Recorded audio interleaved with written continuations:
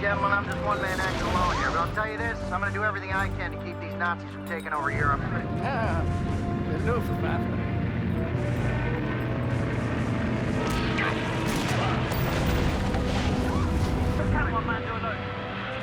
Give me the tools, I'll finish the job. What about using our time? I'll give you a piece of Hitler's ass. Thank you very much, gentlemen. It's an honor to be in a straight country here.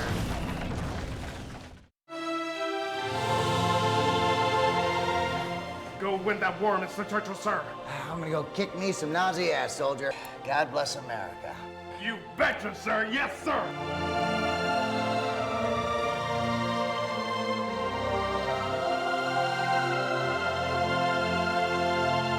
My name is Lieutenant Ed Baker. I'm a soldier. What you're about to see is the true story told for the first time of who my father really was, and the incredible events that occurred in 1939 that were to change the course of history. For 50 years, my father's secret lay buried in a grave in East London.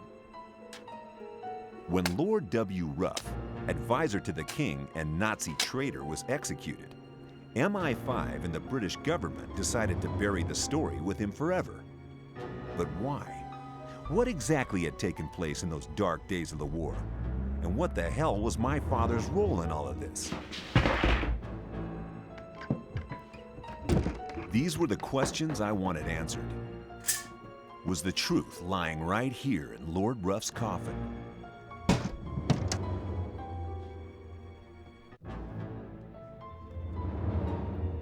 Just what the hell is all this, Captain? What these files contain could rewrite history as we know it. In 1939, Hitler's armies were rampaging across Europe. With the French defeated, the British Army was forced to stage a noble retreat.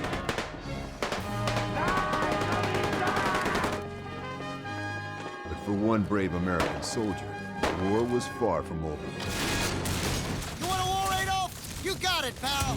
Lieutenant Winston Churchill, acting under special orders from the White House, was sent to capture Hitler's decoding machine, the Enigma.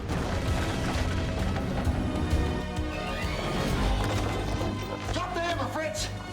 Fail to understand. If this man was Churchill, then who was the man we all thought was Churchill? You know, the old man with the cigar. His name was Roy Bubbles. He was a stooge for the British government who used him for propaganda purposes. Roy Bubbles, after-dinner speaker and character actor, any work considered. That's incredible. But more incredible than that was why the British establishment turned their back on the man who had just captured the Enigma. Was it national pride? A Yank winning the war single-handedly? Or was it something more sinister? Lord Ruff. Do I know you? Lieutenant Churchill, sir. I have orders to give this to you. What are you expecting me to do about it? Plug it in, turn it on, and win the war, sir. Right. You win the war. We generally win in the end, you know. This ain't the end, Princess. It ain't the beginning of the end. But it's sure as hell the end of the beginning. Avitas ain't, pal.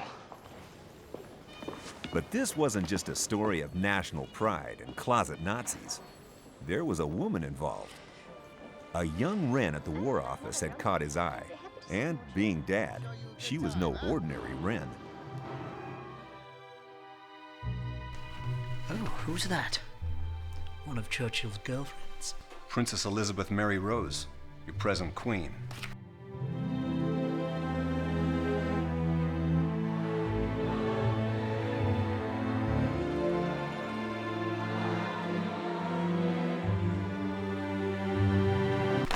Now look here. This has gone far enough. You cannot involve Her Majesty in yet another royal fiasco. That's just the beginning. The future Queen of England, this young, impressionable girl, had fallen for an American soldier. Well, the Brits would soon put a stop to that. From that moment on, my father's fate was sealed. I've met an American soldier. Oh, really? What's he like? Well, he's very handsome, and I hardly know him, but he left me with this strange tingly feeling. Well, when can I meet him? I don't suppose I'll ever see him again. Stop moping and go and shag him. If you don't, I will. I can't just throw myself at him like some shop girl. I've a duty. Sod that. If it wasn't for all this duty, I'd be going around the world with Hefner in his bunny jet by now. He's too good for you. Bugger off! You bugger off! Bugger off! Prime Minister will see you now, gentlemen. I mean, that is just so not going to happen. It's just about the most minging country it's been my displeasure to visit. I mean, come on, guys. I mean, you are winding me up. You know, Winston Churchill, one of the greatest British heroes of the century, was actually an American GI. I mean, that's like, It goes further than that. Before Lord W. Ruff was executed, he wrote a confession, which, should its contents be made known, could bring down the House of Windsor.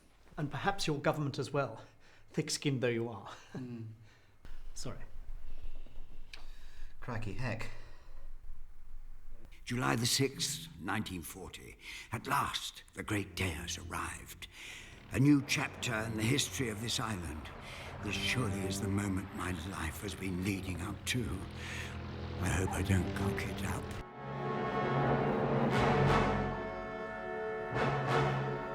Mein Führer. Of course, everything we had learned so far was just the ramblings of an old man. It was the can of film that clinched it.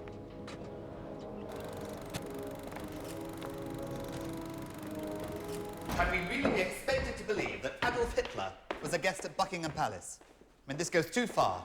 It's all on this roll of film, sir. All those involved in this affair were interrogated by MI5. Look, do we really need to dig up our history in this way? I mean, what's it to you? Winston Churchill was my father. Roll film. Yeah, and he truly was the people's hero.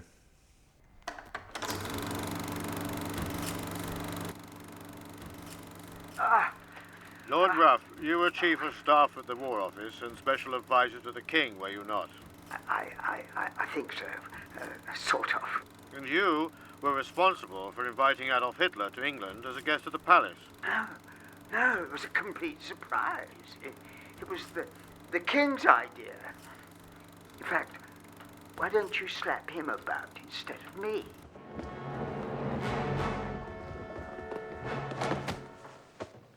Well, very nice to meet you, Mr. Hefner. What can I get you to drink? What's your poison? Whiskey and soda, gin and tonic? MI5 left no stone unturned. Anyone connected to this scandal was arrested and interrogated for weeks in a secret location. Well, I was busy setting traps in the cheese store, traps for mice, that is, when Mr. Führer, Mr. Hitler, turned up with all his friends, and I was asked to escort them to the Jane Eyre suite. And I did find Mr. Hitler rather pleasant, a lovely chap.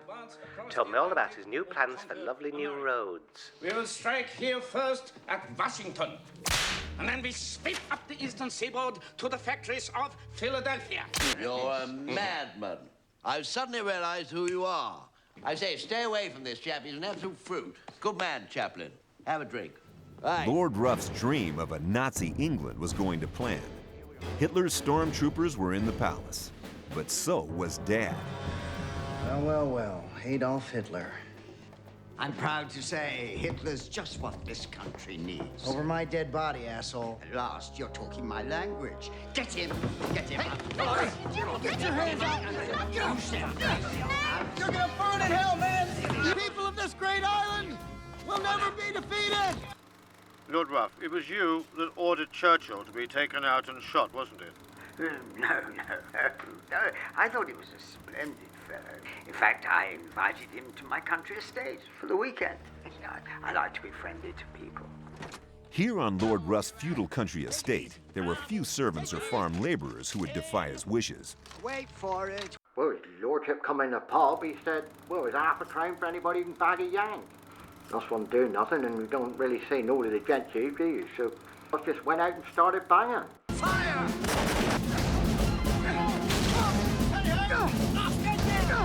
and as much have asked us to do it, and I mean, I got one of his houses, I'm going to say no, am I? You know, it's like that, really, isn't it? You've got a house and wife and kids, I think you've got to think of, and Americans, you know, they move here and asking for them, really. And it wasn't anybody I knew, didn't know them. Oh, how convenient! I appreciate that the Americans won the war for us, but were the Brits all really closet Nazis? Not all. Not the Scots or the Irish. They were ready to fight. They just needed a leader.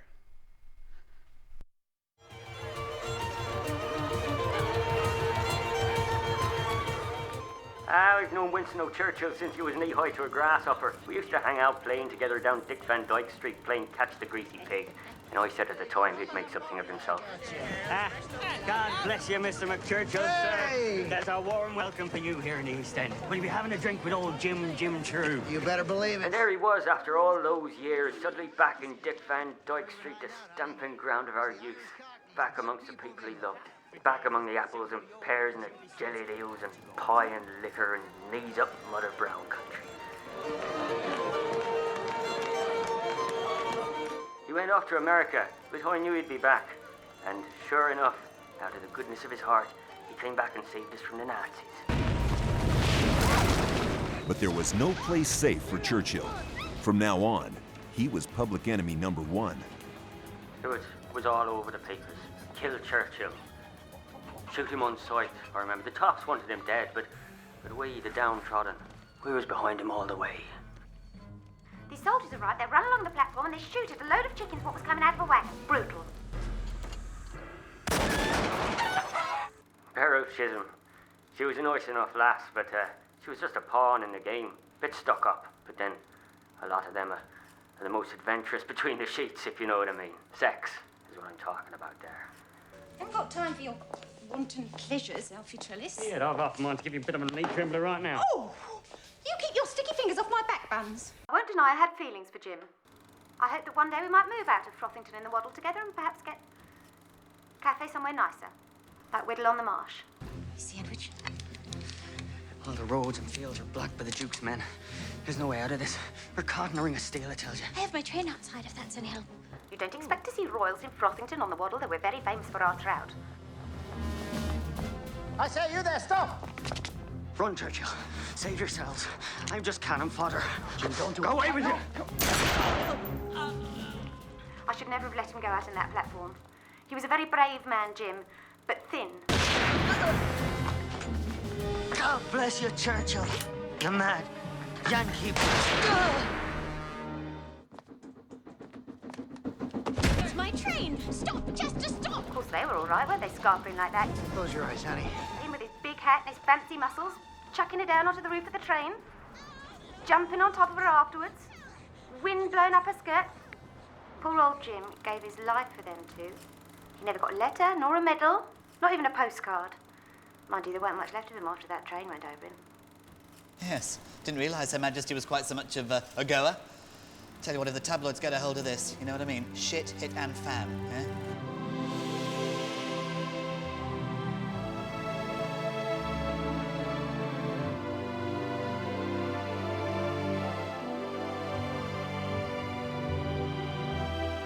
Good old Dad. Despite all the crap they threw at you, you couldn't resist being in the arms of the only woman you ever loved.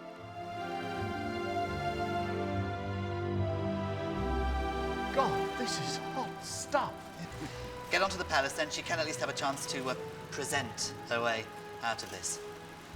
Useful for us to know, though. Well, I have to admit, I had cocked things up rather badly. I was afraid that the Führer was going off me in rather a big way. You wanted to see me, sir? You are a slimy, two-faced traitor, Lord Ruff. Yes, but not to you, sir. Double-crossing Lord Ruff was only part of Hitler's plan. Capturing the future queen and taking her to Germany was the other half. Now, it was only Dad who could stop the Third Reich. Well, at first I didn't know what had happened. There was certainly a different atmosphere in the place. There was all these new footmen walking around with guns, and the whole place reeked of sauerkraut. I was assisting in is Operation Stagnacht. We were parachuted in to the Greenland Pleasant Land, where we kidnapped the princess and took her back to Buckingham Palace for the Führer. I was patrolling also around the palace. I did meet Winston Churchill in the corridor.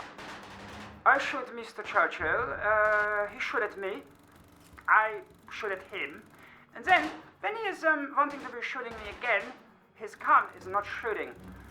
So he jumped out of the window and he shot me. Yeah, and I fall. He hit me here and here, but I did not die. With a little help from the Marines, Churchill routed Hitler from the palace. Yes! Drop your toolies, ain't nobody leaving this bitch! But Hitler was no fool. He had a good hostage, Princess Margaret. Churchill chased him through the East End rush hour to the docks. Out of my way, you Irish cockneys! The desperate Lord Ruff, not surprisingly, told a different story. I tried to stop Hitler. I really did. I raced him to the docks, and I wrestled him to the ground, and I strangled him. And I strangled him again. And then I threw his foul body into an open drain. That's what I did for my country. Lord Ruff, I put it to you that everything you have told us is a complete tissue of lies. Yes, I know. But it all turned out well in the end, didn't it? Ah, the Luftwaffe.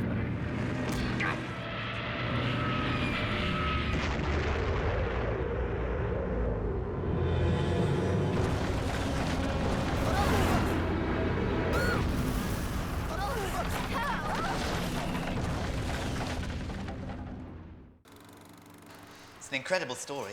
You know, where does it all end? Well, I was counting on you to tell us that, Mr. Prime Minister. Well, that's a very important question, and I'd like to answer that question, first of all, by not answering that question specifically, but by answering another question very important and related to that. The answer to which, through its obtainability, and I believe that obtainability will be obtained, and once we have obtained the obtainability we need, we will have a duty to present that obtainability to every man, woman, and child in Britain today, each within their sustainable framework, which has been set out in our new commercial property legislation. So I hope that answers that one for you. And thanks for asking. It was a good point. Can anybody hear me out there? Hello? Yes, Buckingham Palace, this is the BBC here. This is Winston Churchill. Put me on the air. I'm sorry, Mr. Churchill. The nation is listening to sing something simple. Plug me in, goddammit, or we're all dead. Listen up, people of Britain. The battle is upon us, but we shall not fail or falter.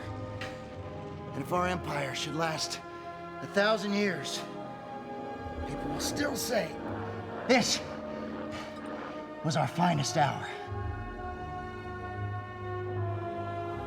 What I want to know, sir, is what happened to my father.